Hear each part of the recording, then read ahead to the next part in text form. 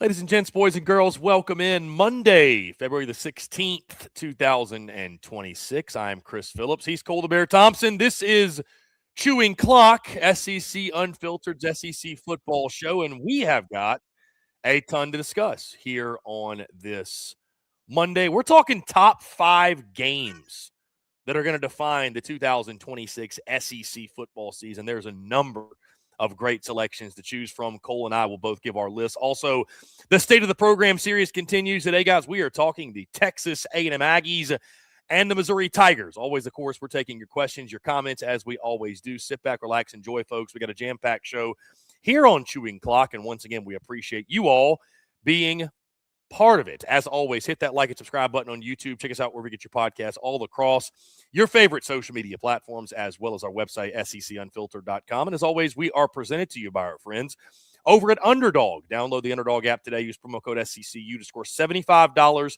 in bonus entries when you play your first $5. Once again, that is the UNDERDOG app, promo code SECU to get in on the action today. This is Chewing Clock, SEC Unfiltered's bi-weekly SEC football show. We are live every Monday and Thursday at 2 o'clock Central. I am Chris Phillips. Joining me, as he always does, my co-host, colleague, partner in crime, one of the very best in the business. It's Mr. Cole the Bear Thompson. You know him. You love him. You appreciate him. It's good to see you, Cole. Really appreciate you taking the time. Hi, friend. What a weird week. Hello from Vegas, by the way. Yeah. How is it, by the way? Hold on. Let me see if I can do this without messing up the entire system. You're not going to be able to see because the glare, and I don't know how to clear this up. But that is the Vegas Strip out of my right off my balcony. So it's awesome. The weather's the real MVP. It's like mid-60s, perfect. We've got the wedding welcome party later today, and then the actual wedding is tomorrow. I was Saturday night, really blew it out. Was out till probably about 5:30 in the morning. That's normal. Yesterday was quite a lazy one, so was able to get out and about and do some things productive. And I actually went to Cirque du Soleil last night. How was that? That's fun. Those shows are cool. That's my second one I've ever been to. That was the first time in like 4 years I've been to one, but that was cool. I just wanted to switch it up, do something different. I made the conscious decision last night, Cole, to not go back out and get rowdy. I think I had one alcoholic beverage all day yesterday because I knew, listen, it's a marathon, not a sprint. Yeah. So took it pretty easy yesterday. You know, we had it's Pacific time over here. So obviously I'm talking to you at noon Pacific. I'd say you're looking at noon right now. Yeah. We did our baseball show this morning at 9 a.m. Pacific. So that was the big reason why I was like, hey, I told Anthony we're not of this, Cole, and I'll tell you this as well. At this point, 35 years of age, I'm kind of like an NBA veteran. I don't do back-to-backs as well as I used to.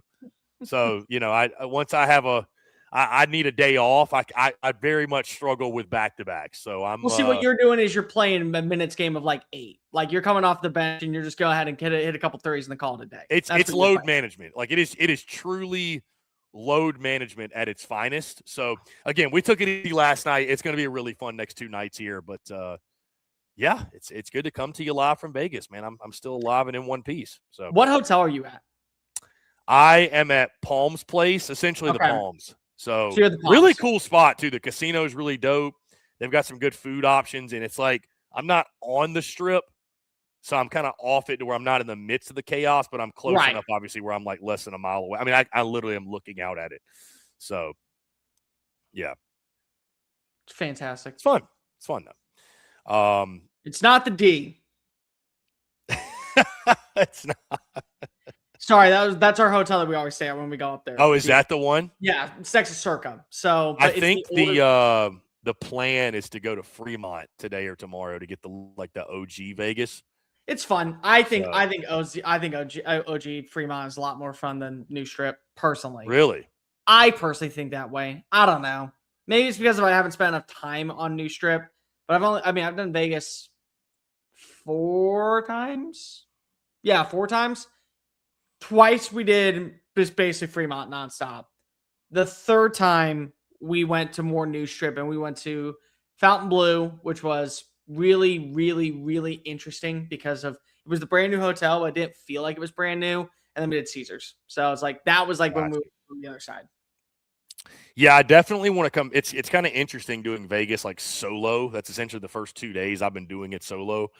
I definitely want to come back out here and go on like a golf trip. I'd really like to come out here and golf. I know there's some elite courses out here, and the weather's just so insane. So I'm like, dude, I got to get back out here and play some golf. But either way, really good times in Vegas. Again, I'm glad to be here with you, Bear, in one piece. I'm just glad to be here in one piece. So with that being said, like I mentioned, let's get right into it, Cole. We got a lot to discuss, a lot to get into, guys. One quick note, one quick housekeeping item, if you will. For those of you who did not realize, so Chewing Clock, I'm proud to say that the podcast feeds are officially live. They are active. Those are on their own feeds, if I did not clarify that before. So if you go to Apple Podcasts, Spotify, look up Chewing Clock, you will see the Chewing Clock podcast feed. So, again, you'll just get Chewing Clock content, right? Our show Monday, Thursdays, any extras we throw out there during the week, it'll just be Chewing Clock content and getting you directly to more of the content that you want. This is a SEC Unfiltered's official SEC football show, SEC football 24/7, 365. But podcast feeds are live. Go go subscribe to those podcast feeds. Go rate, I should say. Leave us a rate 5-star review. It helps boost the show immensely when you do that. So all I wanted to get out there, those tuned in live right now, Facebook, YouTube, Twitter, we really appreciate you all. And with that being said, Cole, we got a really fun topic today. Got a really, really fun topic as we continue to navigate the offseason, if you will. There's a lot of high-impact games on the 2026 schedule, as we know. A lot of games that will obviously shape the way we see the season, that will shape the playoff race, the SEC title race. Well, today, Cole, I thought it'd be fun. Let's talk top 5 games that will shape the 2026 season. You give yours, I'll give mine. Here's the fun in this. We cannot pick the same games. So, okay. Before with a snake draft, you'll go whatever game you pick is then off the board. So we will have 10 unique games in hell. There's more than 10. So this will be a pretty easy exercise. Top 5 games that will shape the 2026 season. Would you like to start? Do you want the first pick, or do you want me to get the first pick? Oh, no, I want the first pick. Take the first pick. I want you to have the first pick, Cole. This is not in any particular order. This is 5 games, just right? Whatever order you want to give it. It doesn't have to be like 5-1. Just 5 games that will shape the season. Okay, I'm going to go with the easy. I'm going to go with the easy one. Because until proven otherwise, it, in my opinion, is the staple of college football. Give me Alabama. Give me Georgia. Give me the matchup between Kirby Smart and Kalen DeBoer. Again, this is the standard of college football as we know it in the SEC. Alabama, whether or not you want to admit has lost its curve, because it has, is still able to say during the regular season, we handle business against Kirby Smart and the Dogs. We do. Doesn't matter if we have a new coach. Doesn't matter if we have a new quarterback. Doesn't matter the location. We got to go to Athens. We got to go to Tuscaloosa. We will find a way to get the job done. This will be the big test because of now Kirby can say, I have beaten Kalen DeBoer. Just like he said, I could beat Nick Saban. So how are you able to manufacture and navigate through those treacherous waters of having to face off against a team that you've already beaten before, but still for some reason has your number during the regular season? It's a staple. It always is a classic. It always is a game that you can trust will deliver on all spectrums. I don't doubt it again. Gunnar Stockton, Keelan Russell, battling it out, going down to the final play of the fourth quarter. Who comes up big? It is a matchup that is always going to be, in my opinion, the standard of the SEC. So easy pick number 1. I agree with you, Cole. That is an easy pick number 1. That would have been my number 1 pick as well. I just, like you said, until we see otherwise, at minimum one of, if not both those teams are going to end up in Atlanta. So that is a great pick by you.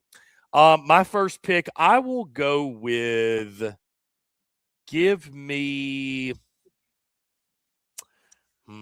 there's a lot of good options here. A lot of good ones. Yeah, there's a lot of good options. Screw it. Let's have fun. Give me Red River. Give me Oklahoma, Texas, Oklahoma. Give me the Red River shootout. I think these are both teams, obviously, that are college football playoff contenders. Obviously, what Texas did to OU last season, OU going to be looking for revenge. Very good chance this is a game that the Bear and I are back at yet again in person. I mean, this game every year, every season, essentially, when these two teams are certainly where they are now in regards to caliber of programs. this is just one that's going to shape both of their seasons respectively, and it's going to shape the SEC race as a whole. I expect both Texas and Oklahoma, certainly the Texas Longhorns, but both to be in the running for the college football playoff. And who knows, this could kill one of their hopes. And I think what you think about for the SEC title race, getting to the SEC championship game, I think Texas, Oklahoma, Texas is going to have a huge impact on that. So give me Red River Shootout as my first pick here. One of the funny things, though, is that 2 of the last 3 years, the loser of Red River has gone to the college football playoff while the winner ends up sitting at home. So It's just like, it's so interesting because of how much volume and validity there is to that game. And you never know what to expect. We all said that this was going to be the year Arch was still struggling. They weren't going to get the job done. They didn't allow a touchdown. I mean, like Arch played better than John Mateer in that game. So again, it's a game of all games. It is one of the best rivalries of college football. Are we doing snake draft or are we going back and forth? So we'll go back and forth. When I say snake draft, that's what I mean. I don't know what it is with 2 people, but we're just going back and forth here. So. Okay, this one's easy. We're going to week 3, and we're going back to the Grove, and we're welcoming in Lane Kiffin. How is that not one of your games? Trinidad Chambliss gets the waiver eligibility pass by the state of Mississippi. He still is making sure it works with the NCAA, but I think as of right now, you're expecting Trinidad to once again be strapping it up as QB1 down in Oxford. And Kewan Lacey strapping it up down at RB1 down in Oxford. And Pete Golding is now the face of Rebel football. And everyone remembers what that game was like when Lane Kiffin walked on into Rocky Top for the first time since leaving them in the middle of the night. Well, brother, he learned no lessons from that mistake because if he toyed with the emotions, he played with the heartstrings of everybody down in Oxford saying, I'm going to be the guy. We love where our program's at. Only to go ahead and say right before the college football playoff, I can't coach you guys. Cool. Doesn't matter. I'm taking the job at LSU. LSU's going to be good. LSU's going to be a very good team. They have a quarterback that they really like, a lot of pieces, a lot of players that signed on to play for Ole Miss said, I'm following Lane down in Baton Rouge. I'm going to go there. And it's all coming back on in. And that was an appetizer at Neyland Stadium for what that atmosphere is going to be like when Lane Kiffin comes out of the visiting side of the tunnel against Pete Golding, Trinidad Chambliss, and Kewan Lacey. This has the implications for big playoff pictures. This is the implications for bragging rights. And let's just call it a spade, dude.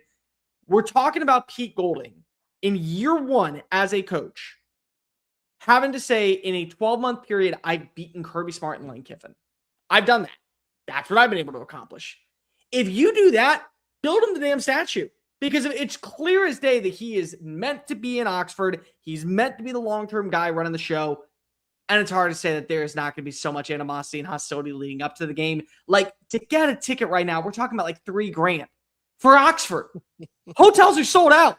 Everybody is fully invested in this game being probably one of the big signatures of college football in 2026. And I'm not letting you take that one. So I'm going to take that one instead. Yeah, you're off to a hot start, Cole. Bama, Georgia, Ole Miss, LSU is hard to beat. I will be at that game come hell or high water. That's all I'm going to tell you right now. I don't know how much I'm going to have to pay for a ticket or where I'm going to stay, but we're going to SEC Unfiltered is going to figure out a way to be there.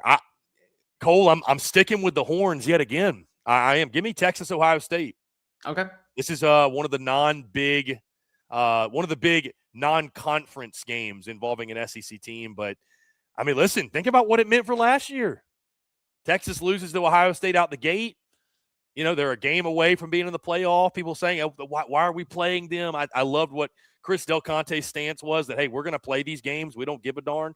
We're going to keep these games on the schedule. It's not week 1, which I think is a huge benefit for the Longhorns, but Ohio State returning the favor, if you will, coming to Austin. That one is going to be absolutely electric. That's going to be an electric factory there at DKR. So give me Texas, Ohio State. I think one of probably the best non-conference game, unless there's one that I'm forgetting, in the SEC in 2026. And certainly one that's not just going to shape the SEC race, but the national race in college football as well. There's so many ways I want to go with this one. I'm going to play safe and think that you're going to go in a completely different direction, so I'll get it at 4. I'm going to take Texas A&M versus Alabama. This is a very underrated game. Let me explain. For Alabama, they're going to be battle tested this year. Alabama has beaten Texas A&M every year in Bryant-Denny Stadium, except for one. 2012 when Johnny Manziel came calling. After that, they have games against LSU, Vanderbilt, Chattanooga, Auburn. And I think that you will see some regression kind of sleep on in for a couple of those teams. Texas A&M schedule is brutal. Brutal after the Alabama game. They face off after a bye week at South Carolina, Tennessee, Oklahoma, Texas. Every single one of those is winnable. Every single one of those is losable. To beat Alabama with now what you got in Mike Elko, to beat Alabama with Marcel Reed, to show that the program still is stable, Isaiah Horton coming on back into Tuscaloosa, to be able to win that game, it gives you a bumper down the stretch. Because remember, 2 years ago, Mike Elko, first season, 7-1 start. Everyone talking about them being in the college football playoff hunt. Everybody talking about them being in the SEC title race. And then here comes November and a road trip out to Columbia, South Carolina, and just bam, bam, bam, bam, 8-4 season once again. That's what you had. So just to get a win like this, it gives you a bumper to be able to lose a game to, say, a Tennessee or at South Carolina or at Oklahoma. And I'm not saying you will lose any of those games, but it just gives you a bumper to kind of breathe. For Alabama, if you win that one, you just got to get past LSU and you're at done deal. You should feel pretty confident about where you are going into the college football playoff picture once again with Kalen DeBoer. So either way, there's just playoff implications on the line, two different outlooks for teams. I very much think that this could be a classic game between Kalen DeBoer and Mike Elko. Two guys that were hired at the same time. One beloved, one was, he's going to Texas A&M. Both in their second year make the college football playoff. Both finished with double-digit wins.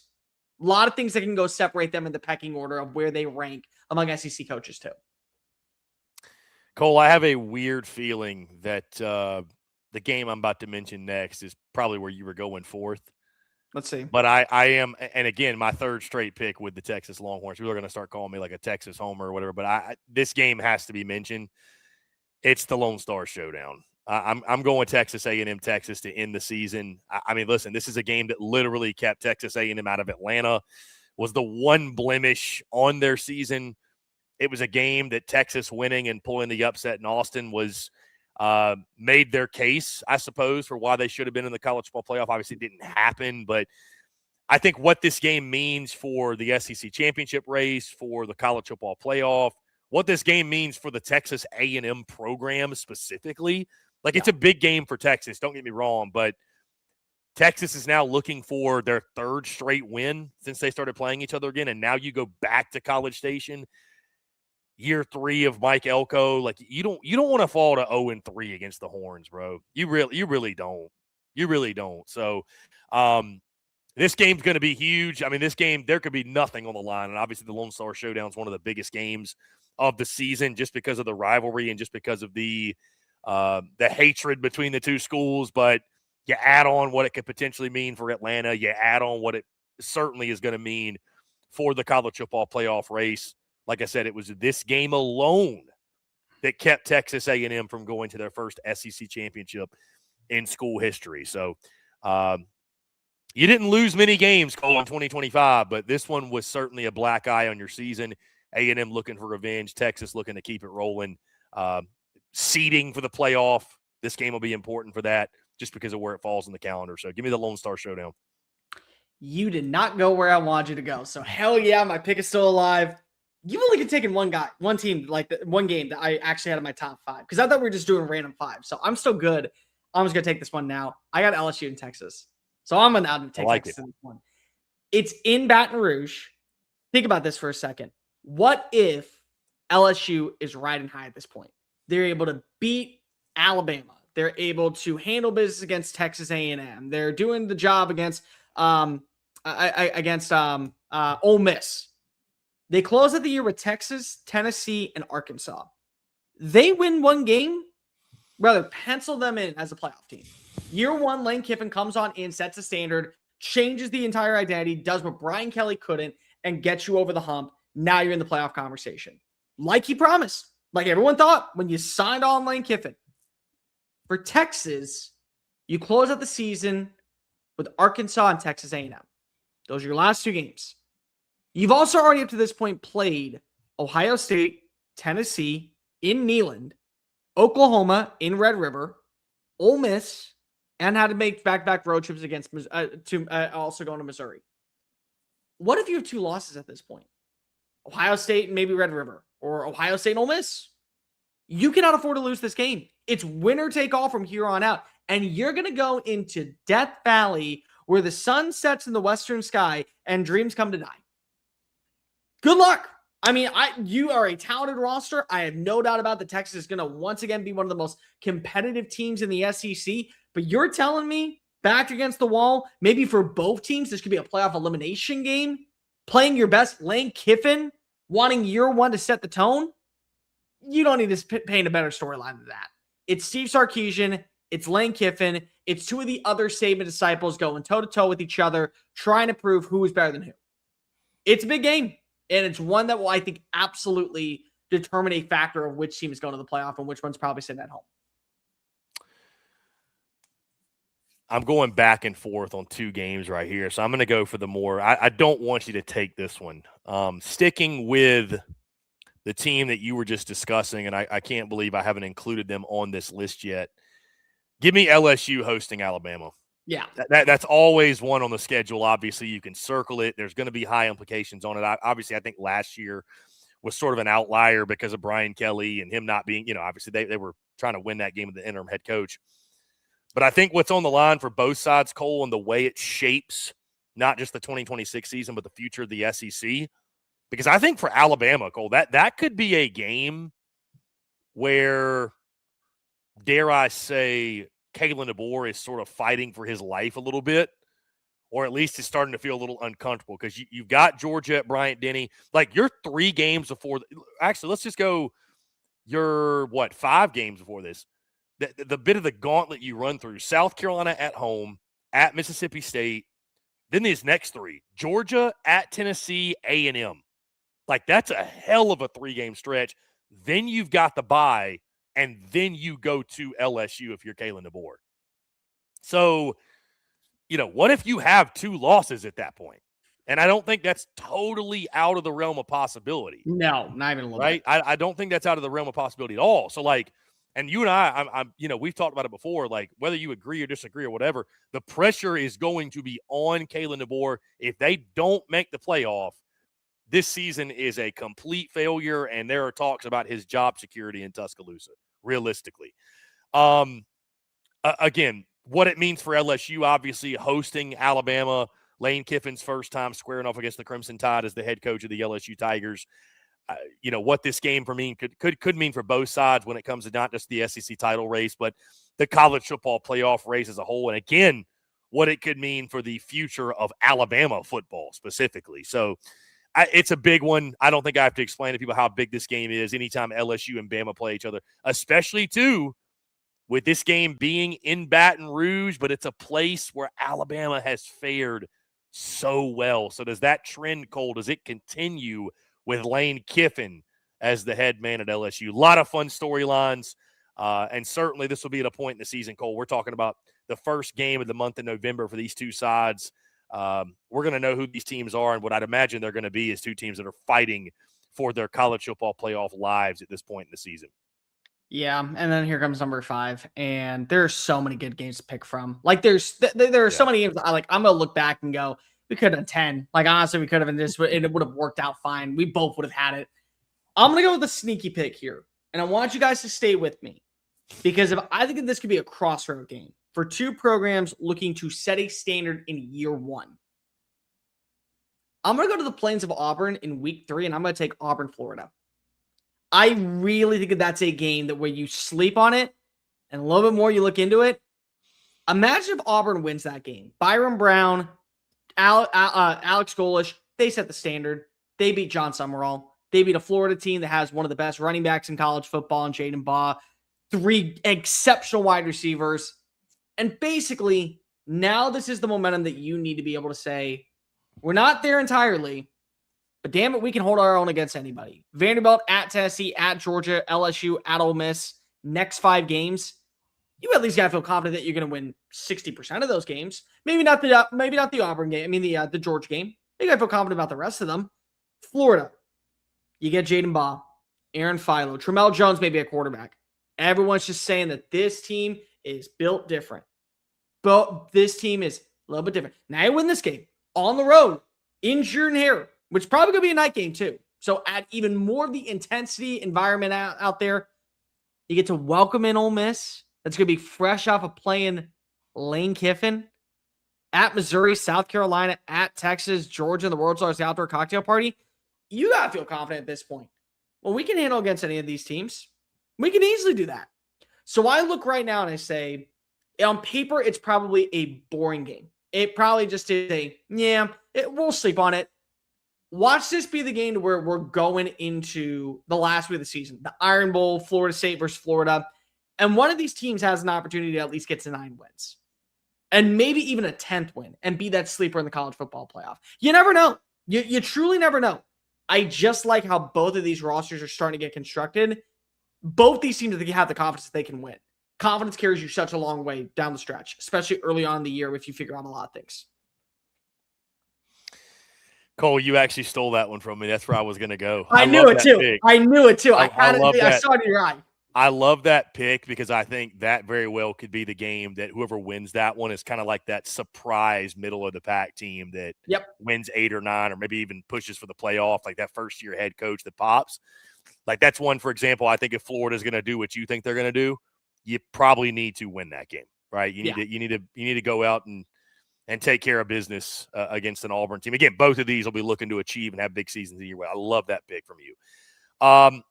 My final one, Cole, and this is a game that we actually saw twice in 2025. We're going to get to see it again, which really excites me. But give me Ole Miss and Georgia on the Grove. Yeah. I think that's a big one. Georgia obviously going to be looking for revenge. I do think with Trinidad Chambliss and Kawan Lacey back, and I know it's going to be different. It's Pete Golding's Ole Miss now. We'll see what he looks like in his first full season. But I think Ole Miss is going to be a contender again. I really do.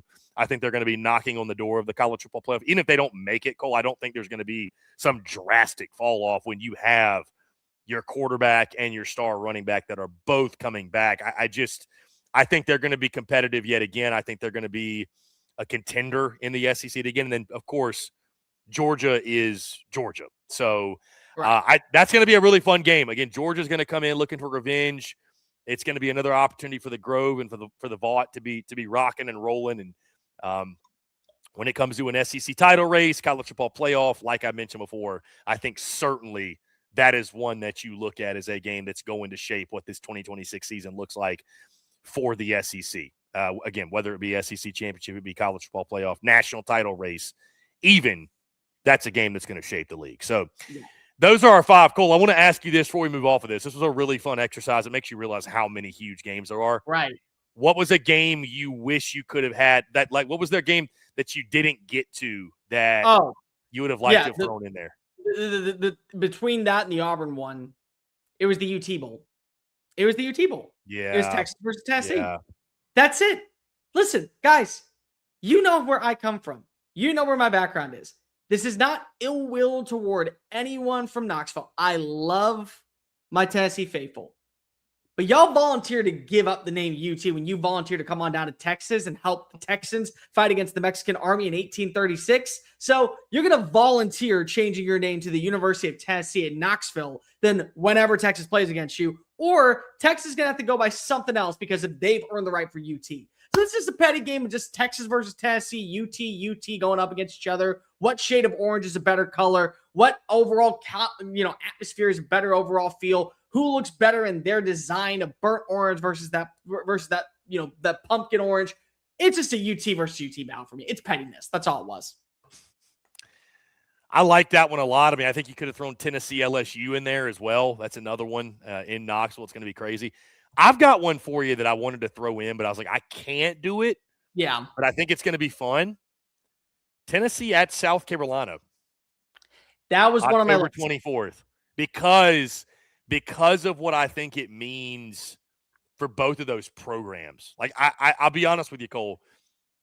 I think for South Carolina, this may be the make or break moment for Shane Beamer. Because here's the thing.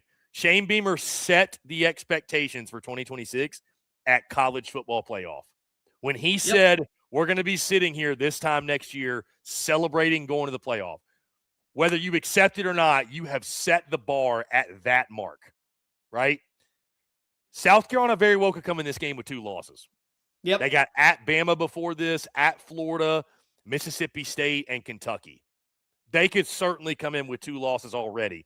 Coming off the bye, if you pick up a 3rd loss and you've still got Oklahoma, A&M, Arkansas, Georgia, at Clemson, Shane Beamer, you might want to find a good real estate agent, because if you pick up a 3rd loss by the end of October, you probably ain't going to be there much longer.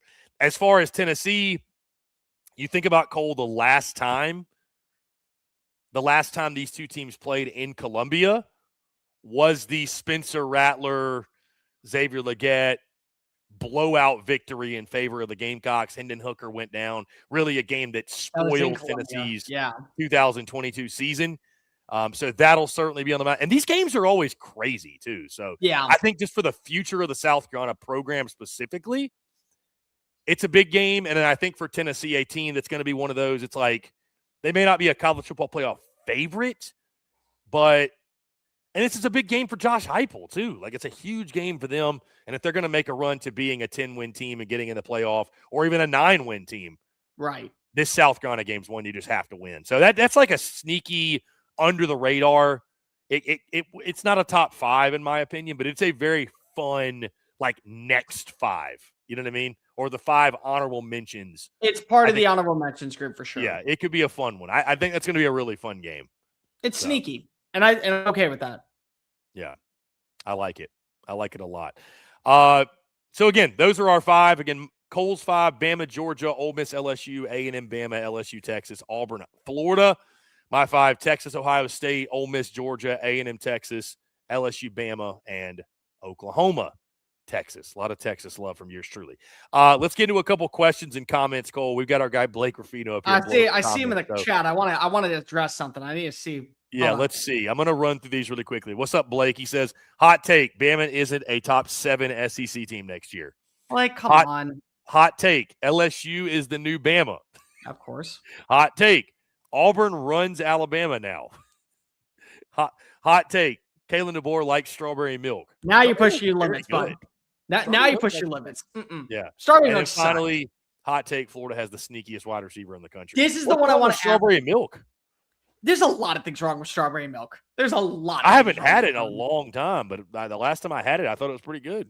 It is disgusting, in my opinion. I mean, I don't drink it. So I'm not going to defend strawberry milk's honor here, but like I say, you might as well just drink kerosene at that point. Like that's what the level of where you're at. I want to ask Blake this one: if he's talking about Eric Singleton being the most sneaky wide receiver in college football next season, just a friendly reminder: I had him in my top 5 favorite transfer portal moves. So I am fully in love with him. And if he says Dallas Wilson, I had him at number 2 of the breakout player next year. So I am fully in on what we got down in Florida at the wide receiver spot. Yeah, you're ahead of it. You're a big Singleton guy. I love me some Singleton back in that offense. And I love me Dallas Wilson. I was so high on Dallas Wilson. My dumb ass last year said he's going to be Jeremiah Smith 2.0. That's how much I love Dallas Wilson. I got at that level of stupidity. Cole, let's go back to some of these other comments. Our guy Beaumont already says Cole is right on both points. Red River's too early to be more important. The Lone Star Showdown. Ole Miss LSU is a more intriguing early game.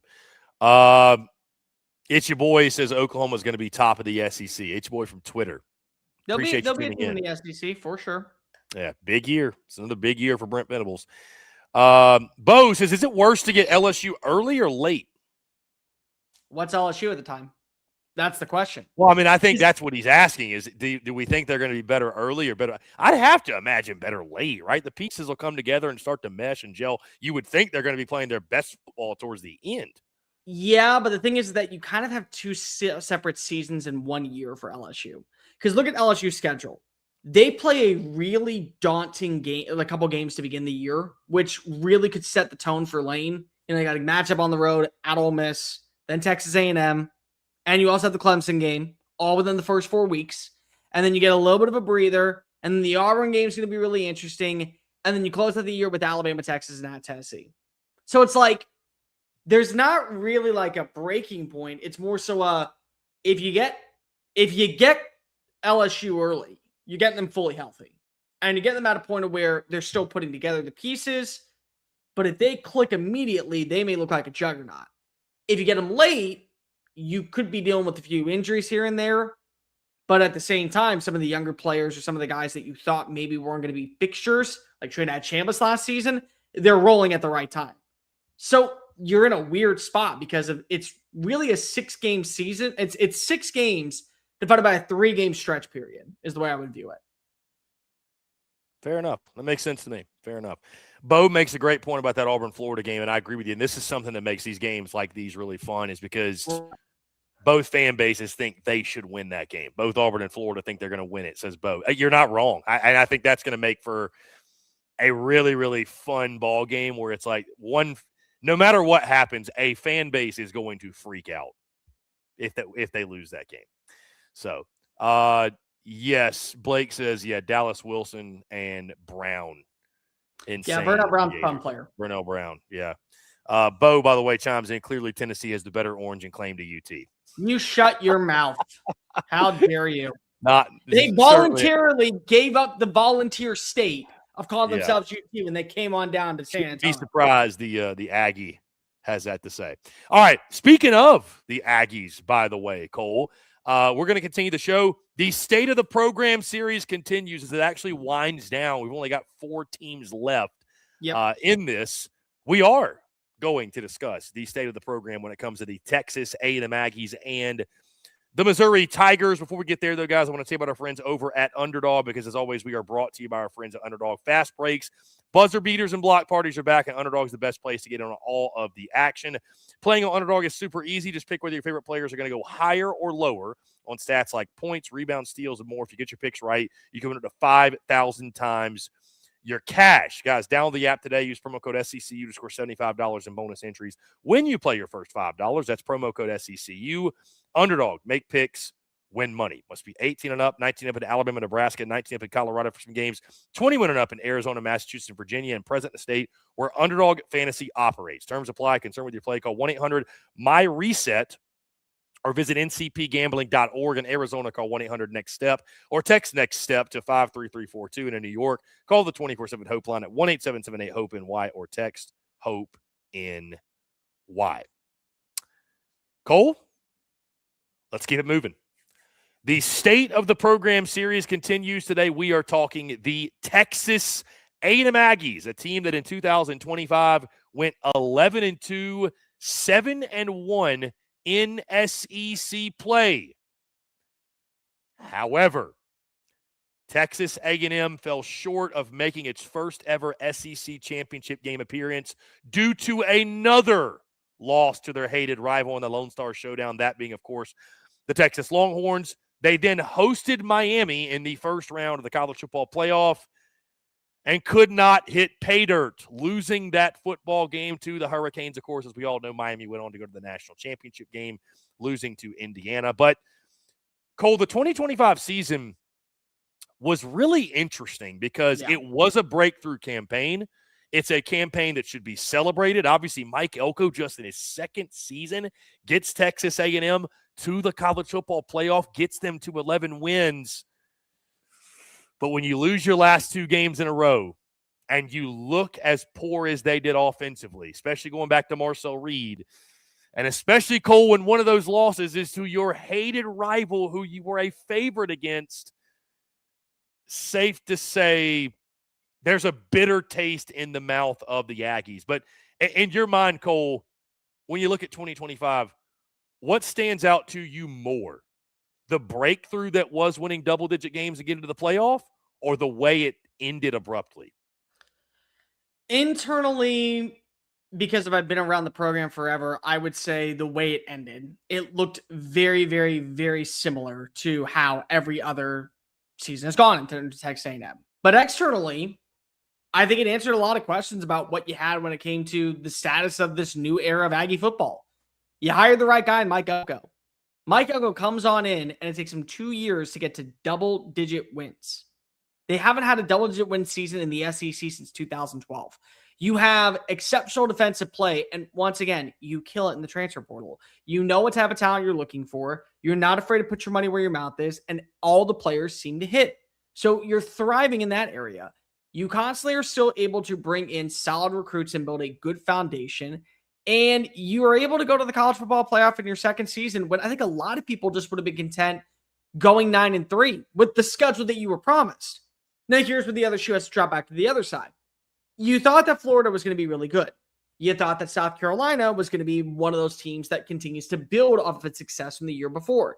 You thought that maybe Auburn would have a little bit more juice because of you finally go bring in, you bring in a quarterback that you think is probably a little bit more potent, and you beat Notre Dame. You do beat Notre Dame at the end of the day.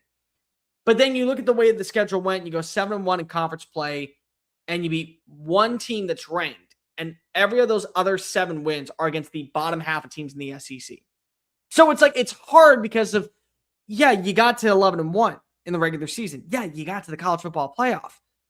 But do you think that because of you weren't tested at the highest level, going up against teams like Georgia, going up against teams like Alabama, hey, if we went 10-2, at least we still would have been a little bit more tested to go take on a team like Miami. That's where it is. Like that's where it is, unfortunately. So I still think that it's a massive win because if you have the right coach, but there's a bunch of what ifs. Harder schedule, more challenging matchups, bigger road test. Would we have gone 11-1? Would we have gone 9-3? And what would we have looked like during those teams? That's where I think it's more so it.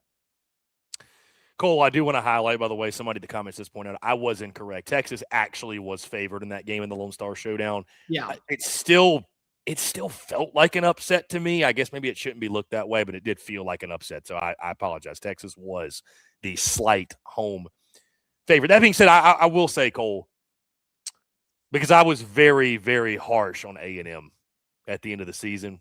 Yeah. And I'm not taking back anything I said, by the way, but I ruffled some feathers down in Aggie land. I still look at 2025 as a breakthrough for Texas A&M. I do.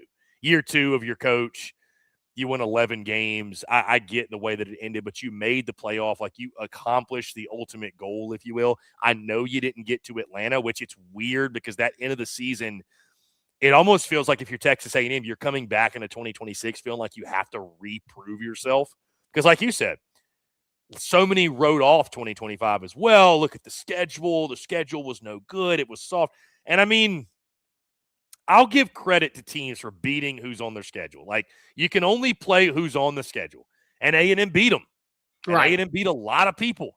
Had a lot of signature wins, but at the same time, that schedule was lacking real oomph, if you will, at times. So there's people writing off your success and what you did. So it feels like you have to reprove yourself all over again. And I think this program, again, we'll get into the one word to define them, but I think this program is in good hands under Mike Elko. I do. I think you've got the right guy.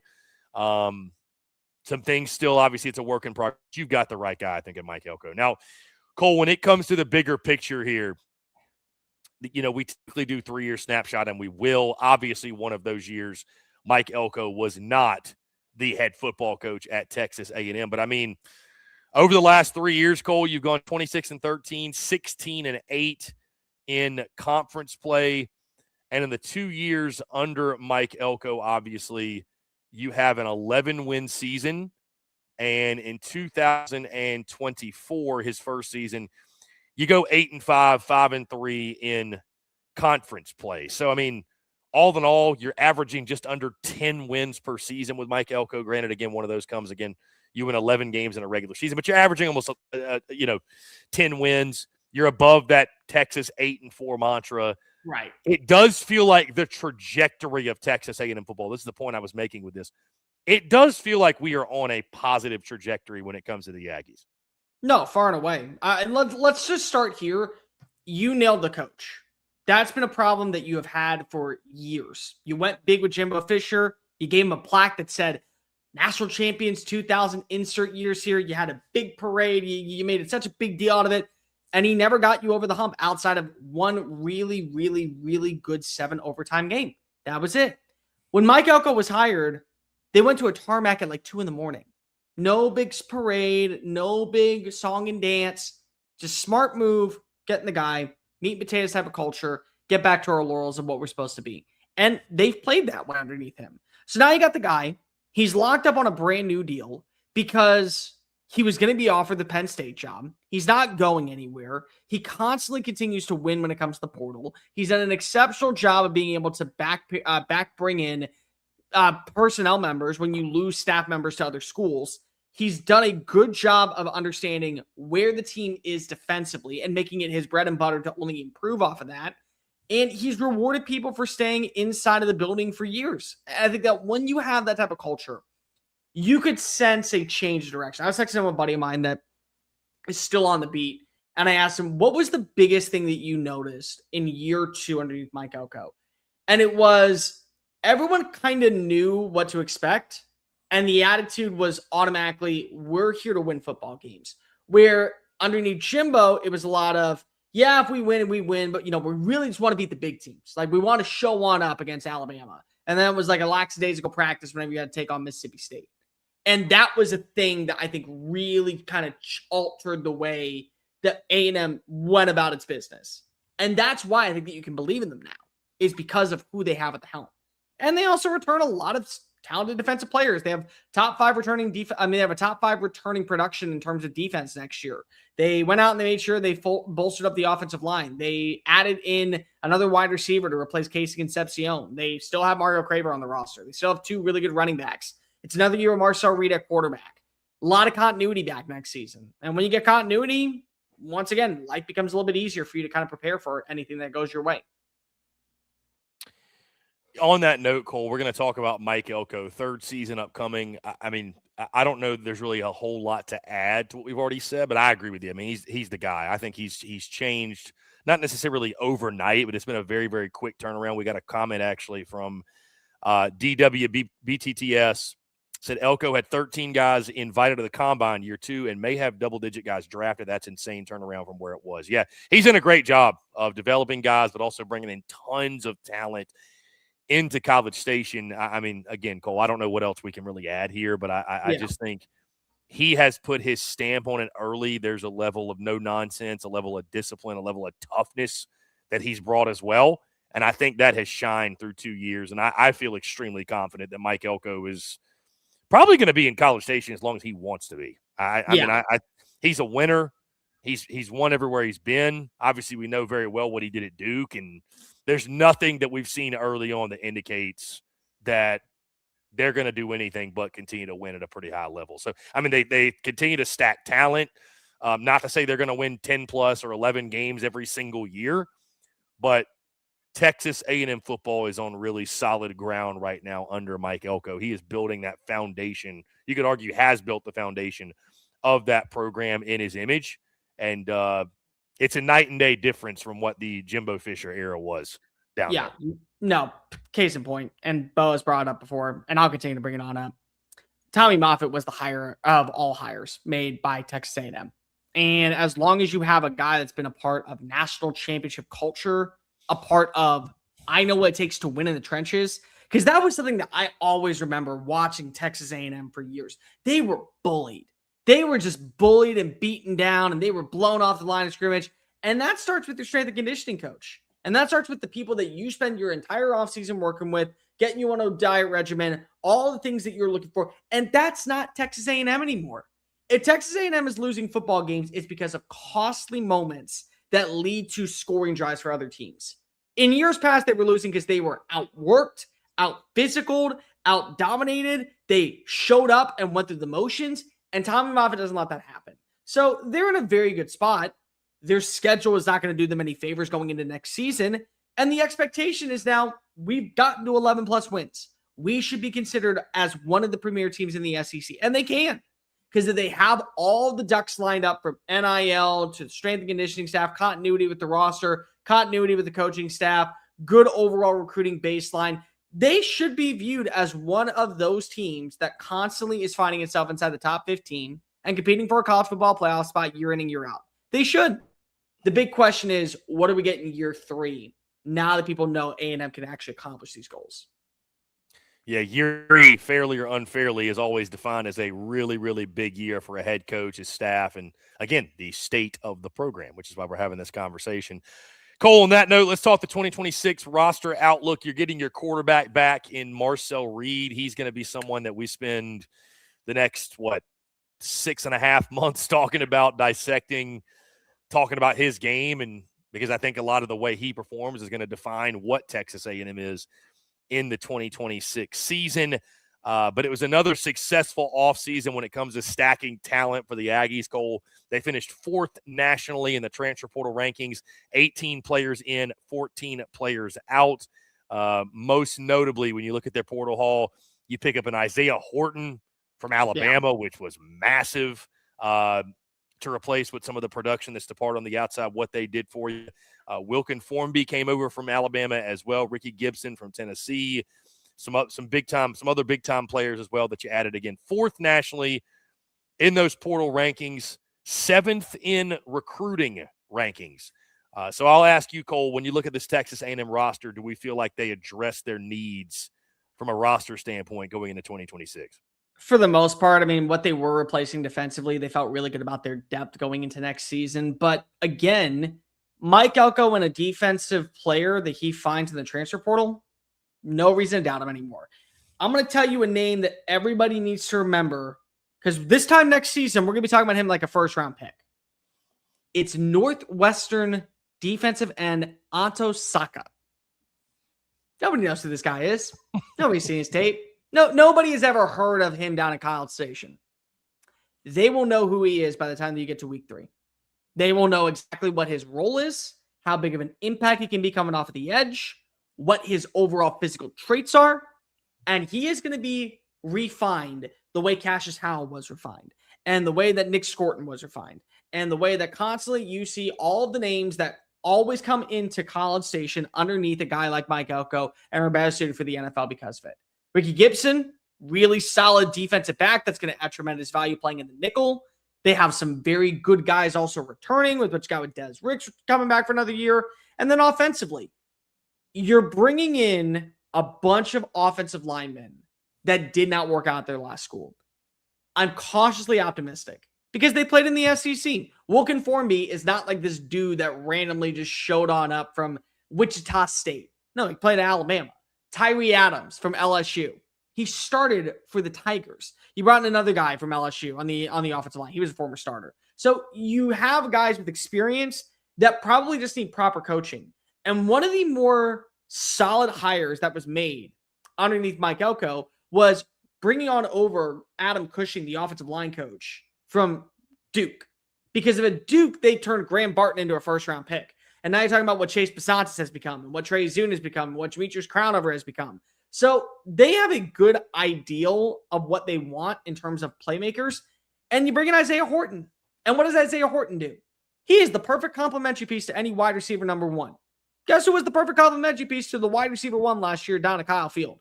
Casey Concepcion. And Mario Craver is not leaving. And you're going to have a bigger role for, I think, Bethel Roman. You're going to have a bigger role for Bussy. You have some younger players that you hope are going to be able to hit their stride. And they did a good job. Top 10 recruiting class again. 2 of the top names they brought in was Brandon Arrington, the number 1 cornerback prospect in the country. They also landed KJ Edwards from Carthage, and Tristan Givens. He's another top 10 player from the defensive end position. So they went out and they brought in solid names that are going to be able to be, I think, overall elevated with the roster. I think that they did a good job. I think that they have a very solid team returning. The question turns to one guy and one guy only, because we can continue to talk about everyone else on this roster and how well they've been able to attack it and what they've been able to bring into the portal. None of this matters if Marcel Reed doesn't take a step forward. And my fear is that you bring in a brand new offense coordinator in Holman Wiggins. Yeah, he's going to do some things that Colin Klein did. Well, he should. He is also going to have a little bit of a change up and a little bit of a different approach that may either help or hurt a guy like Marcel Reed. We're just going to have to wait and figure it out. You're right. As much as it feels like it's oversimplification, if the quarterback doesn't click, then the rest of it, you could argue, doesn't really matter. But I do think A&M, listen, Mike Elko's done a great job of continuing to stack talent, and that was the case yet again, what they did in the portal and with their signing class, their high school class as well. Cole, in closing here, one word to describe the current state of the Texas A&M Aggies football program. Would you like the honors and go first here? I will let you go first and Okay. get it out of the way. Okay. One word to describe the current state of the Texas A&M Aggies football program. I'll go close. They're really close. Like I think A&M, you go there, and I was unable to make the trip down to Aggieland in 2025. I was there in 2024, of course, the Lone Star Showdown. And you know this, Cole, as well as anyone, obviously.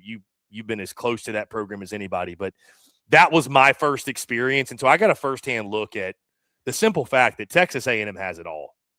They have it all. I mean, everything about A&M is built like a championship contender. Year in, year out, not just fighting to get into the playoff, but fighting to win the whole damn thing. I mean, they literally have it all. It's no shortage of resources. It's no shortage of facilities. It's no shortage of fan support. They have it all. The one thing they are fighting against is history. And the fact that they've never done it before outside of 1939, I think was the date. When they won the fighting. Yeah, that's what they're fighting more than anything. But they're really close. Texas A&M is really, really, really, really, really, really close. As was proved by last year when they won 11 regular season games. Obviously, it was a very, very bitter ending. It was. Not the way you ever want to end your season. But I like to look back at 2025 and put more stock in the fact that they started the season 11-0 than the way they finished. So I think this program is really, really close because I know for those who support it, those who invest in it, those who watch it, those who, are Aggies, that just getting there, and now you've had a taste of it, but just getting there is not enough. Now it's like, let's take the next step. Let's go win a game, at least win a game. Go win a couple games. Let's finish it off and get to Atlanta. So I don't think this Texas A&M program is going anywhere. They've got everything in place to win at a high level. They've got the right head coach, like I mentioned, all the resources, facilities. They're really, really close. We'll see if in 2026 they take that next step, but they are knocking on the door of breaking that glass ceiling, if you will, and going from just a team we talk about as a playoff contender to, they should be in the college football playoff what feels like every single year, and who knows, might even be a threat to win the whole thing at some point. Close is a good one. I went with the antonym of battered because of its, of course, battered Aggie syndrome. Stable. You're stable right now. It's year 3 of a regime with a coach that many people said from the get-go when you fire Jimbo Fisher, just make him the hire. Just go up to Durham, bring him on back, making the hire. Don't have this whole tomfoolery of going out and interviewing Jeff Traylor and going out and bringing in Mark Stoops. Just go get Mike Elko. Go get a defensive-minded guy and get us back to what we envisioned from back when we were in the Southwest Conference days. Just do that. And he has. And you're stable. And once you get the coach, everything else falls in place. You have all of your ducks lined up properly to where you can be competitive in any single market. You can be competitive with NIL deals. You can be competitive in the transfer portal market. You can easily be able to persuade any kid that's looking at LSU or Texas or Ohio State or Alabama. They're going to consider Texas A&M too. Your coaching staff has been very well put together. Your strength and conditioning staff is very well put together. Your meal regiments, your daily doses, the entire complex is all on the same wavelength. And the roster construction on how they're able to attack the portal and how they're able to attack recruiting is second to none. They are as stable as it gets because of what they did back in 2023, moving off of Jimbo Fisher to bring in Mike Elko. Stable's fine. Stable, however, also means right now 9 wins. Stable right now means you're going to be able to beat up on the teams that you're supposed to, and you're going to lose a game or two that was against an opponent that probably is going to the playoff. That's where you are. Stable's fine. You'll take stability. 9-3, 10+ wins, fighting for a spot in the college football playoff is like the 10 seed. Yeah, we're cool with that. I know there are more A&M fans that want a bit more juice. There's a couple of A&M fans that say, yeah, we're fine with, not being Texas 8-4 anymore. but we also didn't sign out to be Texas 9-3. We did not have that become the new norm. And so stability is great. In the day and age of college football, where we're so focused in on the playoff, and if it was a failed season, if you didn't make there, with the schedule that A&M has, 9-3 is a damn good year. It's a really solid season, especially for how much they had to replace on certain key positions. But I'd much rather be stable than going into every offseason, putting the wagon before the horse and saying, look at what we're going to do. Look at what we're supposed to be. You don't look now, but Texas A&M top 10 team. No. Now it's like you've earned the right to call yourself a top 15 program that is going to finish in that positioning year in and year out. And I would much rather be more stable than be wondering, am I going to go 7-5 or am I going to go 10-2? Am I going to once again underwhelm and lose to a team like Mississippi State when I'm a double-digit touchdown favorite? And am I going to beat Alabama in the same season? I'd much rather know that I'm stable at that standpoint. And you did that because of you hired the right coach. So I'll take stability anytime, 10 times out of 10. And that's what you get with Mike Elko. Yeah, I think when you say stable, Cole, I think high floor. I think he's very high floor. He's raised the floor significantly there, where they may not make the playoff every year, but I feel really confident that it's not going to like fall off a cliff just one year inadvertently, or inexplicably, I should say. Yeah, I think Mike Elko's established a really high floor there. So Texas A&M football feels like it's in good hands moving forward. And certainly, Cole, you know this as well as I do, the Aggies are going to be talked about as one of the favorites from the SEC in 2026 to make the college football playoff. We'd love to hear from you, though. What are your thoughts on Texas A&M football right now? One word to describe the state of the program, and how do you view the Aggies and the 12th man currently as we head into the 2026 offseason? Cole, that being said, let's keep it moving. The state of the program for the Missouri Tigers. M-I-Z-Z-O-U. Mizzou went 8-5 in 2025, a 4-4 conference record.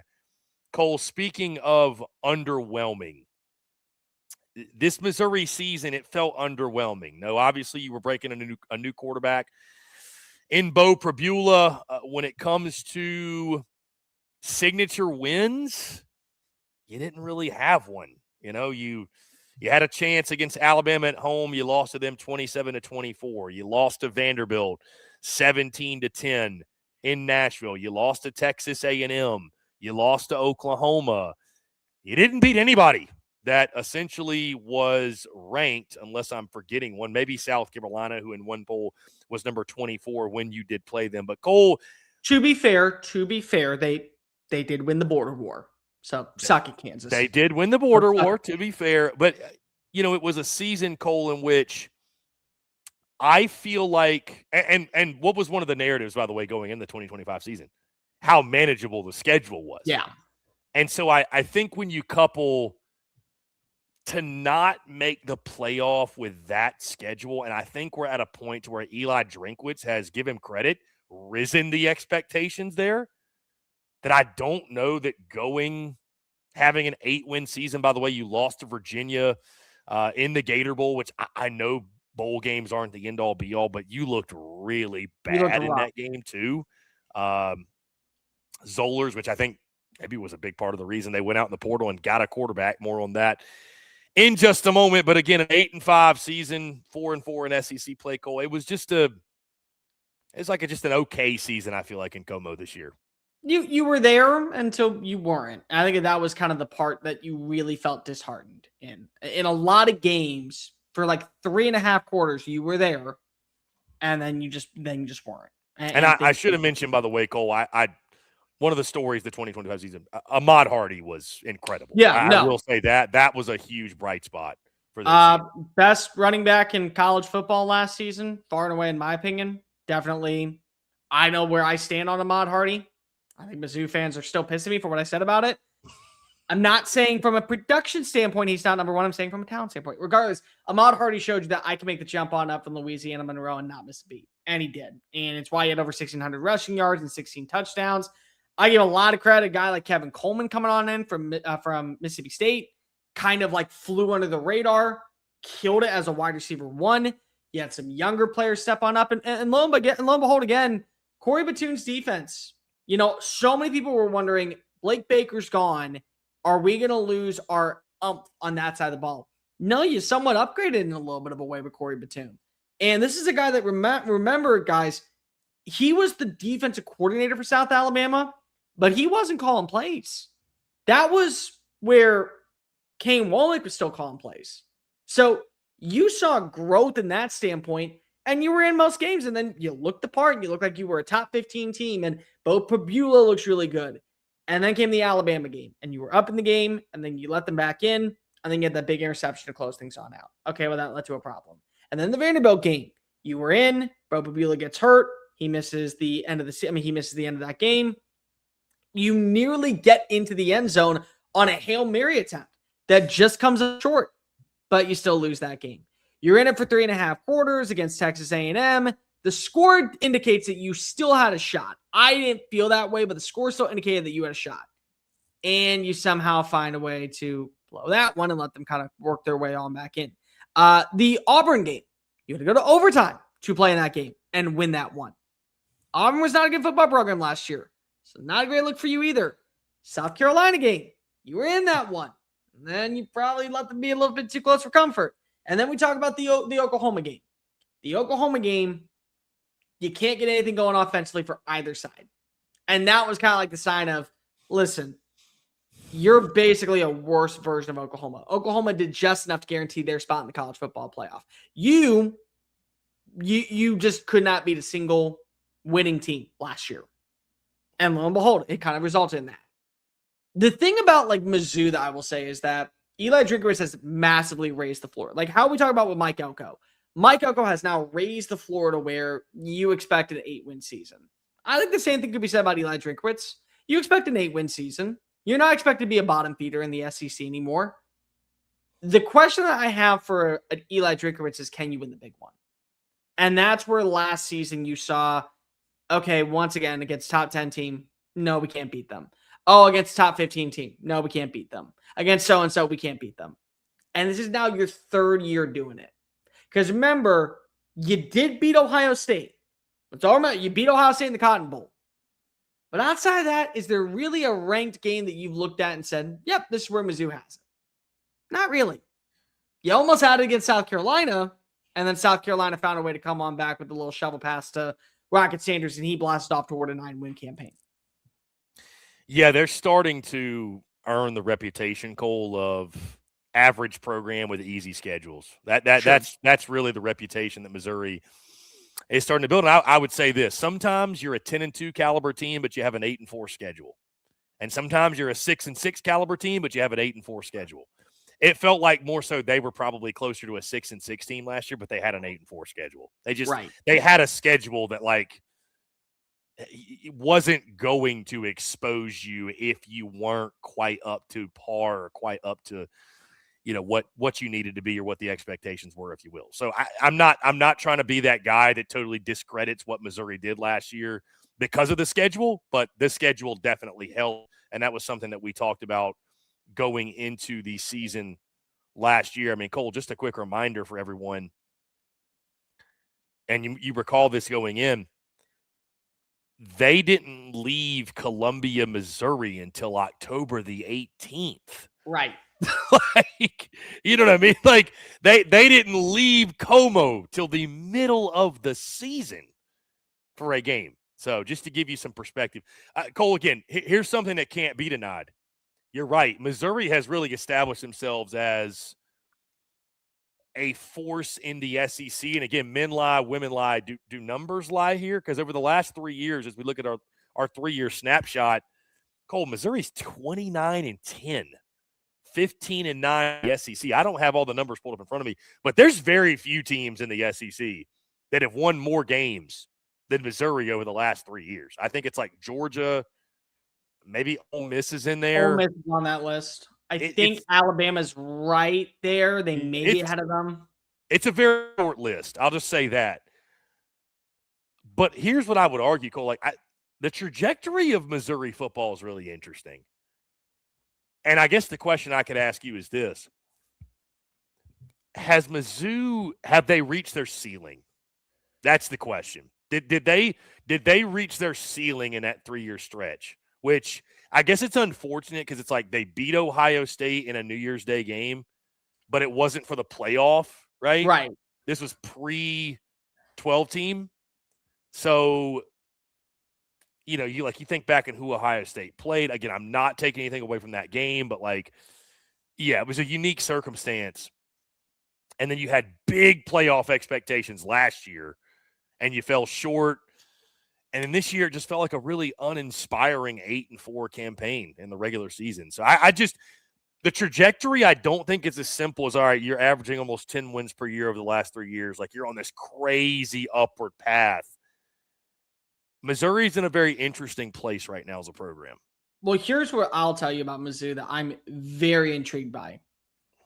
So the first 2 years, Eli Drinkwitz is calling plays, and Eli Drinkwitz is running the offense, and it doesn't go well. And so there's a little bit of pressure on him to have to deliver.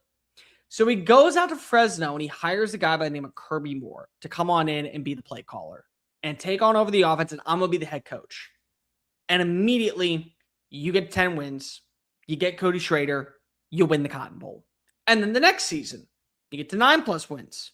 You once again are competitive in every single game with a quarterback that you really like in Brady Cook, and you're able to take that next step forward. And you don't beat Bama, but you know what? It still is really good. And then this past year, you have the best running back in the SEC, far and away. Nobody's going to question that. Still quality play from your wide receivers, and an offense that, while had its faults on the line, certain designs and concepts, still wasn't terrible. Still got to 8 wins. And that proceeded to lead to, well, Kirby Moore is so dang good, we're going to hire him at Washington State. And now he's going to become the head coach in the Pac-12. And now you're back to where you're going to ask yourself, okay, well, what was working for us? Was it Kirby Moore and his offense? Or was it the way that we've recruited? Was it the way that we've self-scouted? Was it the way that we've targeted names in the portal? And all of those are going to be areas to where if they're not addressed properly, you're going to figure out that, yeah, we had reached our ceiling underneath Eli Drinkwitz. And it was, we had a really good offensive coordinator that was able to call plays at an efficient rate. And he killed it in so many different areas that's what made our offense hum. Because now you're bringing in Chip Lindsey. And Chip Lindsey's offense, it's going to look really good with Ahmad Hardy and Jamal Roberts running the show. It's going to look really good on the ground. I don't know what else to make of it outside of that. So it's going to be a testimony. It'll be a testimonial year. Ask me after this season, and I'll tell you if Missouri has reached its ceiling underneath Eli Drinkwitz. Yeah, it's a big season, no doubt, Cole. On that note, Eli Drinkwitz entering his 7th season in Como, if you can believe it's that long. Yeah, I'll go back to this. What's interesting, Eli Drinkwitz's name was floating around for some of the other jobs out there. Florida specifically was one that, for a brief moment, I think he was on their short list. Some things happened to where it did not happen, and Drinkwitz ends up signing the extension to stay at Mizzou. Again, and I will tell you this, what I think is so interesting about it, Cole, because we heard and felt this a few years back, right? And then these last 3 years, Mizzou has exploded. But, there was, you remember, Cole, when we came into a season, I think it was the 2024 campaign. Yeah. And, it was like, hey, is this the year that Eli Drinkwitz, is he on the hot seat? Or maybe that was 2023. Yeah, I think that was 2023. It's 23. Yeah, it was 23 because they've had 3 consecutive good years.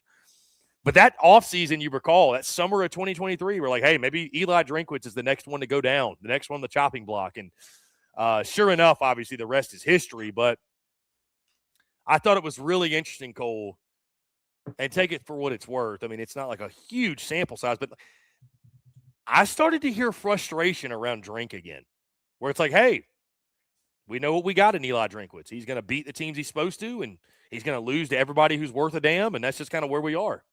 And I think there is a level of frustration that is setting in right now with real diehard Mizzou folks where it's like, sure, why can't we break through and win these big games?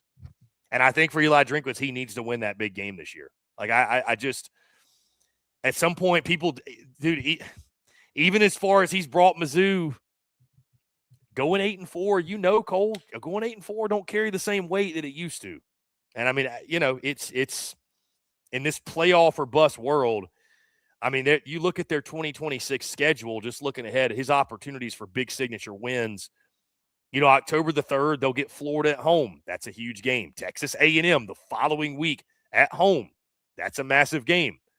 At Ole Miss the following week. Yeah. That'll be a huge game. Texas at home. That's a big game to start November. At Georgia. Enough said. Oklahoma in Como to close out the season. I'll tell you this, Cole. If they don't win a signature game in 2026, they're not going to get even remotely near where the fans' expectations are of that program. I think that program expects to win 8+ games now every single year. That's fine. You ain't getting there if you don't beat somebody worth a darn, because your schedule, we're not going to be talking about Mizzou's schedule is one of the easiest in the conference again this year. You're going to have to earn your way to competing for the college football playoff. I'll tell you what, Mizzou and Oklahoma have very similarities that can be brought up, where their schedule, if they go 10-2, nobody's going to doubt them that they belong in the college football playoff. Not a single person. If they're able to run through teams like Alabama, if they're able to go face off against, if they're able to go run down a team like Florida and Texas A&M and Ole Miss and Texas and Georgia and Oklahoma and beat Kansas with the brand new route, they're not going to be considered, this is just another one of these underrated. No, they're going to actually have an opportunity to say, we belong in the college football playoff, damn it. You're going to respect us this year, and we're really good at what we do. That's what you're going to be able to say. I don't think that Eli Drinkwitz is going to be fired after this season. He just had a contract extension. He just got his coaching staff paid. The frustrations that are going to boil on over will go more so into the conversation of, we have to kind of accept that we're one of these teams that every 5 years maybe can make that run of the playoff. But we got to settle for 7-5 and 8-4 most times. And nobody wants to ever settle like that. Nobody should settle like that. I think for the Mizzou faithful, for how well that they've been killing it in the portal and how well they've been able to self-evaluate talent, and how well they've been able to go after some big names in recruiting and what they've been able to establish themselves as, they should have a higher expectation. It's just going to be really interesting to see for the first time since 2023, the year that your offense really took a jump forward, you're not going to have Kirby Moore standing on the sidelines or in the box. You're not going to have that guy. And that's what worries me, I think, from the standpoint of what are we going to get moving forward from this unit?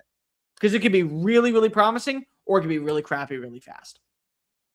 Yeah, first time in a while, he's felt some real pressure coming this season. Although I would say this, though, Cole, it feels like his job security should be high, what he's done with the program to this point. But he's fine for at least 2 years. There's I don't think there's pressure like he's going to get fired. I just think there's competitive pressure to finally break through and win a signature game. I think. Well, do yourself a favor. Where did you rank Eli Drinkwitz in your coaching rankings?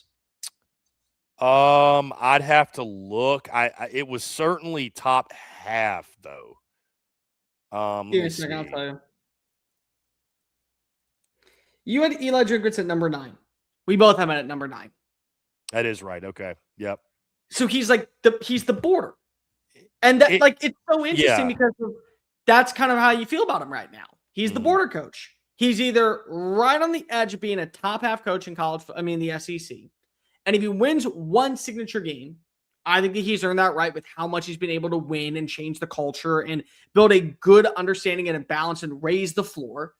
But if he doesn't win another big game, it's like, yeah, you're a benefactor based off of a crappy schedule. That's what you are. Yeah, I mean, it's a prove it year this year.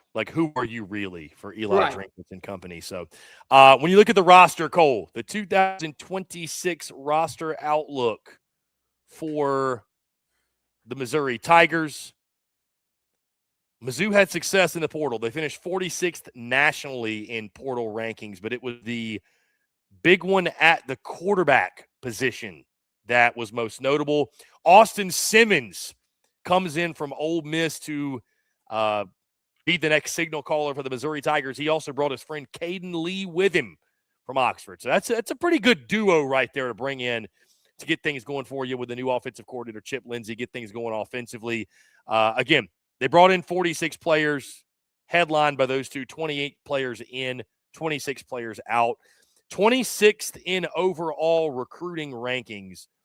Cole, this is the part of the segment where I ask you, do they address their needs? I'm going to insert my opinion and say yes. I think they did, especially when you come to quarterback. I think that was the biggest need. Obviously, Bo Prabula hit the transfer portal himself. I think we saw in the bowl game that Zollers was not the answer. I'm excited. I'm ecstatic, actually, for the Austin Simmons era in Como, and I still think Austin Simmons has got a lot more in the tank. I think a healthy Austin Simmons can emerge and be one of the best quarterbacks in the league. But your overall thoughts on what this roster looks like as we enter the 2026 offseason? Solid roster. I mean, nothing that you're really like overly impressed with in terms of, I would say, players that you're bringing on in via the portal outside of the two that we're going to talk about in a second. But you address some needs in the offensive line. You didn't lose Caden Green to the transfer portal. That's a win in my opinion. Did you lose Caden Green to the draft? That's my question. Why am I blanking on this? Caden Green. I should know this off the top of my head. I don't think you lost him to the draft. I don't think you did. Yeah, no, you didn't. He's back. I don't know why I lost track of that one. So Caden Green's back. So again, you feel good about the offensive line, at least with your starter. Ahmad Hardy's back. Massive win there. Massive win going into a Chip Lindsey offense. I really love Donovan O. I think that he is going to have a breakout season. He was quality wide receiver number 2 as a freshman. Watch him in year 2, see how well he can flourish. And then we got to talk about the duo that comes on in from Oxford. And here's the bottom line, Chris. If you were high on Austin Simmons going into the season, with all the unknowns that were there and the emergence of Trinidad Chambliss, you should still be high on Austin Simmons going into next season in Como. Because there's so much uncertainty for a guy that has all the intangibles that can be a difference maker at quarterback. And then you go back and you remind yourself, there was a game that Austin Simmons stepped on up in place of Jackson Dart where he targeted Caden Lee almost the entire drive. And in that motion, it kind of reignited a spark down at Ole Miss to make everyone feel confident we can hang with the big boys. That's Georgia game. The reason why Austin Simmons was playing with such confidence and we all fell in love with what he was able to be as a prospect is because Caden Lee made life easy for him. And now both are going to be joining forces in Chip Lindsey's offense with a stable run game, with another wide receiver 2 or a wide receiver 1 in Domino, with the sleeping target in Nashawn Montgomery that comes on in from Florida. And you still have Brett Norfleet on the offense. So there's reasons to believe that maybe there'll be a little bit of a setback defensively. You lose Josiah Trout to the NFL draft. You lose Zion Young. You got to get a little bit younger on the defensive line. But overall, the roster is solid. Team that, once again, should probably be considered at least a potential ranked roster next season. And if Austin Simmons hits, I mean, we were talking about him being the breakout player in college football for 2025. He could be the breakout player in 2026. Just instead of at UM being the University of Mississippi, it's at the University of Missouri. Yeah, I like the roster and where they're at. You're right. There's not like any, there's some star power, not as much as maybe some others, but yeah, Ahmad Hardy is a great place to start. And I really am excited for the return of Austin Simmons. I think he's, again, set for a breakout. Maybe I fell in love with one drive when he did it against Georgia at Ole Miss, but I think that kid has so much potential. Things didn't work out last year. It cleared the way for a Trinidad Chambliss, but I think Austin Simmons, I still believe the sky's the limit. I think he can be a big-time dude in the SEC still. So, and again, having your guy Caden Lee with you, that helps a lot too. Cole, in closing here, one word to describe the state of the current state of the Missouri Tigers football program. Would you like the honors? You want me to start with? Yeah, I'll go first. I think ready is the word. They're just ready to finally prove that they are right alongside every other surging team in the SEC as a legit threat. They're just tired of it. They're ready to finally stop being the joke of the conference. And they're the joke for a lot of reasons that have nothing to do with football. They're the joke because they live in the Midwest. They're the joke because they actually deal with snow and they deal with sleet. They're the joke because of geographically, it makes zero sense for them to be a part of anything. They're the joke because of outside of football, they really have been somewhat underwhelming in most other sports. They're the joke because of they just simply can't win a big game. They can win games, but they can't win the big one. And so now you lose an offensive coordinator that you really liked. You bring in a brand new guy that you have no idea what to make of him. You hit once again in the transfer portal on a quarterback that has a lot of upside and potential to be a breakout star. You have players that are going to be representing Mizzou in the NFL. You have a team that with the schedule that is going to be placed in front of them, there's no denying, like in the year when they were 9-3, but they weren't compared to like 9-3 alongside Alabama and Ole Miss and South Carolina, because the way their schedule was, that's just it. You're so tired of just constantly being here. They're ready. They're ready to make that next jump. And they can. They very well can. I like the roster. I like the additions that they have. I like what they were able to retain. I like that they were able to, once again, feel like they have a good ideology going into next season. I think that you have some young breakout players that are going to take major roles next season. But at some point, you are who you are, or you're not ready. That's just it. Either you are who you are, or you're ready to take that jump forward. This year, this is it. 2026. Are you ready to make the jump, or are you going to go 4-8? And it's going to be a lot of, you benefit from an easy schedule. You benefit from having a couple of big breaks go your way. This is what we are as a program. Yeah, Cole, one word to describe the current state of the Missouri football program. I want to go purgatory. And you hear this used a lot. Fans that are locked into sports purgatory. I think that's sort of where Mizzou is right now. You're not really good enough to win anything of real significance, but you're not bad enough to call for real change. And I'm not saying you need change from the standpoint of moving on from your head coach or, I think what Eli Drinkwitz has done at Missouri should be appreciated. I think it should be applauded. I think it should be respected. I think Missouri is a great representation, though, of how in today's age of college football, how winning 8 or 9 games in a season doesn't hold the same weight as it used to. And maybe that's a shame, but instead of us celebrating, man, like look at Missouri football averaging 8-9 wins a year, just under 10 wins per year. Like he's built a great program. Now it's just all about making the playoff. And the fact of the matter is you're not doing that. And last year felt very underwhelming, right? So until you start winning these big games and locking in these signature wins, Cole, it feels like you're sort of stuck in purgatory right now. You're not an elite. You're not below average. You're just kind of there. Yeah. You're just kind of there. And listen, you're better than the worst, but you're worse than the best. So it just leaves you in this really strange gray area. And I think Missouri fans are starting to get a little frustrated. Again, not to say that somebody should be fired, but there's some real frustration setting in when it's like, hey, listen, the goal's not to go to the Gator Bowl, bro. And Missouri got a taste of, a couple years ago beating Ohio State in that New Year's Six bowl game. And like, no fan base wants to go backwards. And it kind of feels like over the last 2 years, again, you fall short of making the playoff last year, a team that many folks felt like should have made it. And then last year, you have arguably the best running back in college football, and you're not able to capitalize on that and get to the playoff with a schedule that was extremely workable. All you had to do was break through and win a big game, and you couldn't do it. You just couldn't do it. So purgatory is the word I'm going to go with. You can very easily get yourself out of purgatory by breaking through, but that needs to happen sooner rather than later, and certainly with this schedule like we referenced to earlier, Cole. If you don't, this season could very easily turn the other way, where you're flirting a lot closer to 6-6, and then some real questions are starting to emerge versus just being in that 8-9 win range and people being a little bit frustrated. So purgatory is the word I'll go with right now. Big season upcoming. I think we can all agree. Big season upcoming for MIZ.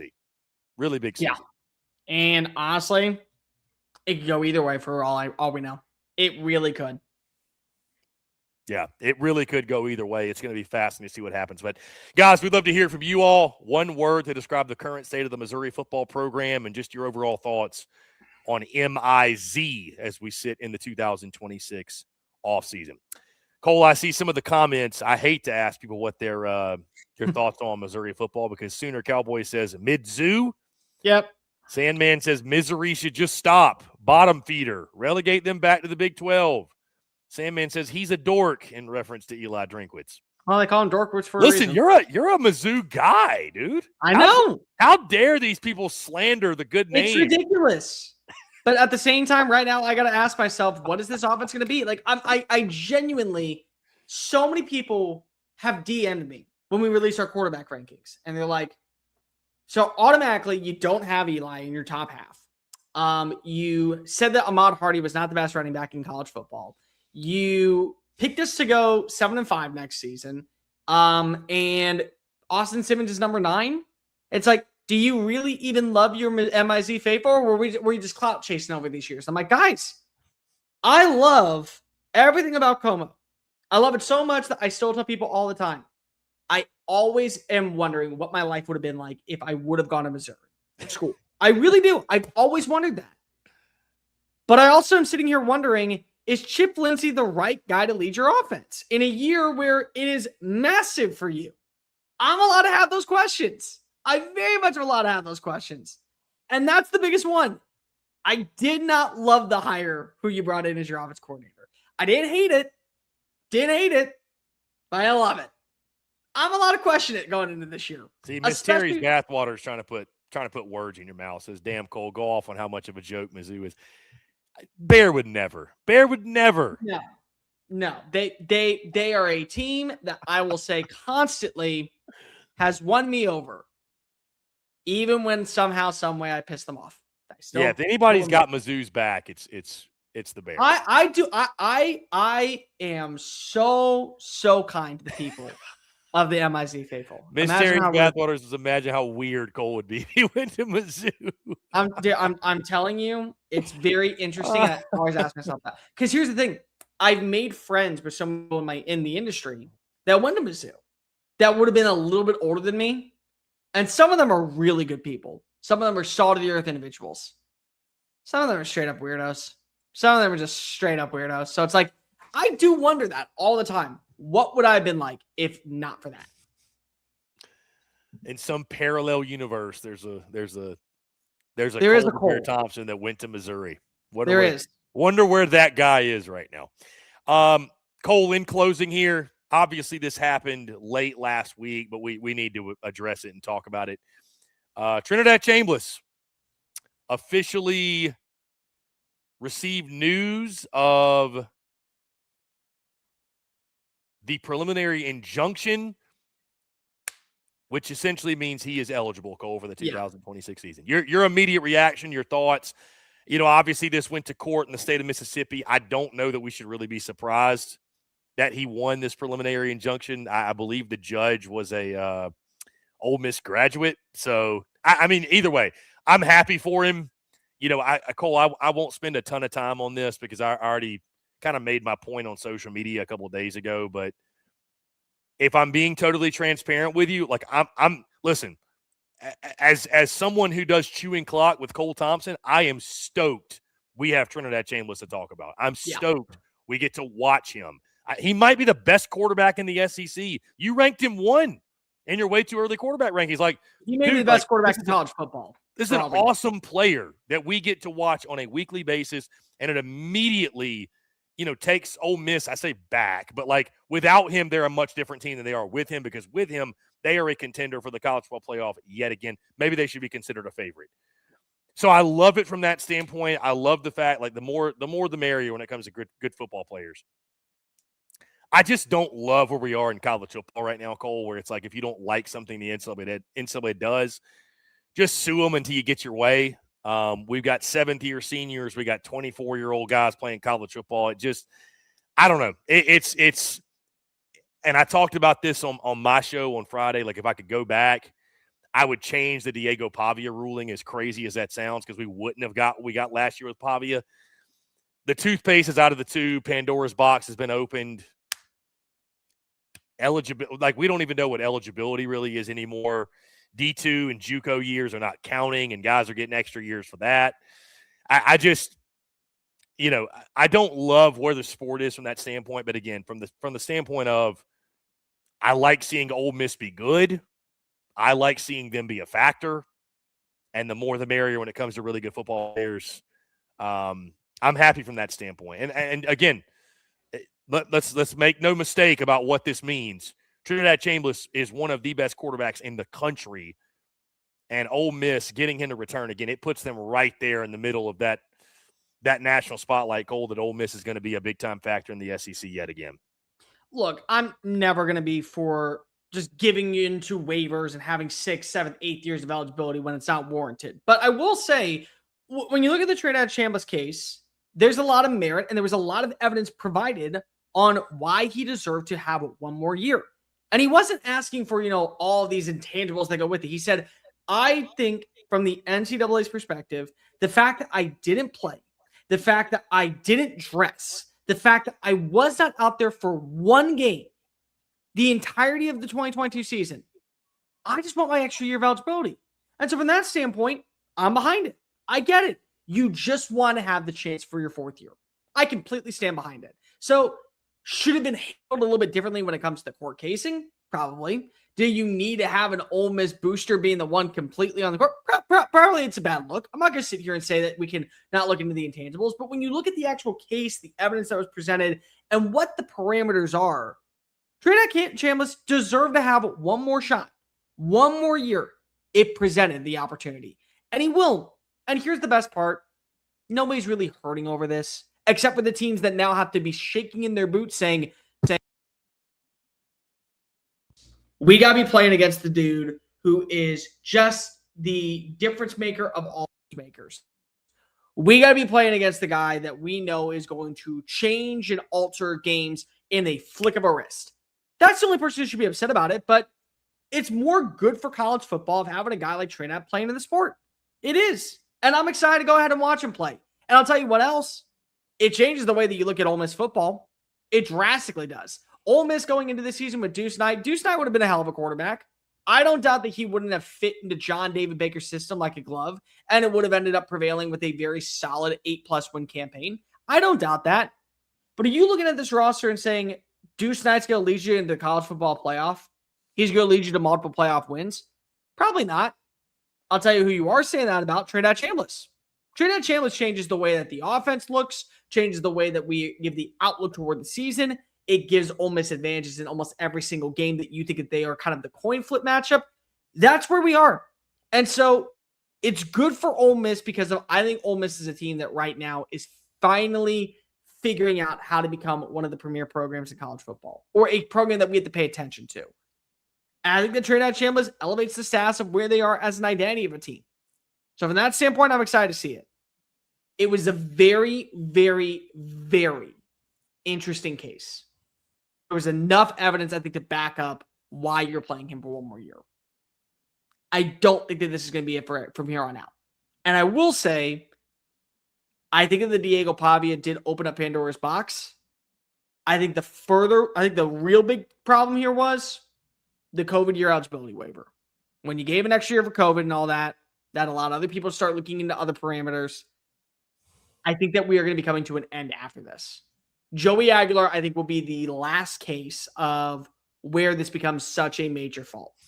There will be a way that they will figure it out with the NCAA. The one thing we can all agree on, Cole, Ole Miss is a factor because Trinidad Chambliss is their starting quarterback. Yeah. And I think there's a lot of people upset that have to play Ole Miss in 2026 or that don't want to see Ole Miss be a factor, and they know with him under center after what he did in 2025, safe to say Trinidad Chambliss and the Rebels are coming.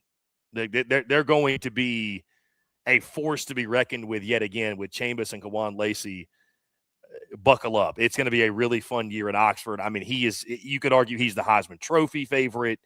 He is, the favorite to win the conference player of the year, like lead Ole Miss to Atlanta. Like, I don't think anything's off the table with Trinidad Chambliss under center for them. So, yeah, I think there's a lot of people probably upset by the ruling because of that too, because what this means specifically on the field, it's nothing but positives for the Rebs. Yeah, no. Honestly, however you viewed Ole Miss going into the year, I'll just tell you right now, add 2 wins. You had them as a 7-5 team, we'll now have them at 9-3. You had them as an 8-4 team, well, now they're 10-2. You had them at 9-3, now they're 11-1. That's what a Trinidad Chambliss does for your team. he gets you 2 extra wins. And that's the difference about being a playoff contender and being a national championship threat. Yeah, one of the best players in college football, one of the bright stars of the SEC. Listen, I'm excited to watch him yet again. I am. I'm excited to watch him. It's going to be a blast. Cole, on that note, let's go ahead and put a pin in it. Long show today. We love it, though. Tons to get to, tons to discuss. Really, really great stuff. We appreciate all of your love, all of your support, you guys being part of this, whether you watched live on Facebook, YouTube, and Twitter, or whether you're listening to us via podcast. We can't say thank you enough. On that note, guys, we will. So something I should have addressed start of the show, by the way. Wednesday, I will be traveling. Unfortunately, there was really no workaround where it made sense. So Cole the Bear Thompson is going to be hosting a special solo show unless he decides to bring on some guest, whatever Cole the Bear Thompson wants to do. Really, all that matters for you all, just know that Chewing Clock is going to be live at 2 o'clock Central on Wednesday, but I will not be on it. So I will make it up to you guys, I promise, but I will not be on that because, again, I am leaving Las Vegas and getting a flight that day at like 10:30 Pacific, and I'm essentially going to be traveling all day long. So Cole's got you covered on Wednesday. Again, we are live every single Monday and Wednesday at 2 o'clock Central. Really appreciate you all. Make sure you hit that like and subscribe button on YouTube. Check us out wherever you get your podcasts, all across your favorite social media platforms, as well as our website, SECUnfiltered.com. And Bear, Miss Terry's Bathwater says if you need to have him on the show, he can shuffle some things around. So I'll think about it. I'll think about it. On that note, you can think about it, Cole. We will be back on Wednesday, 2 o'clock Central. For Cole the Bear Thompson, I'm Chris Phillips. This is Chewing Clock. We appreciate you all tuning in. Have a great rest of your Monday. Have a great week. We'll talk to you all on Wednesday. Cheers.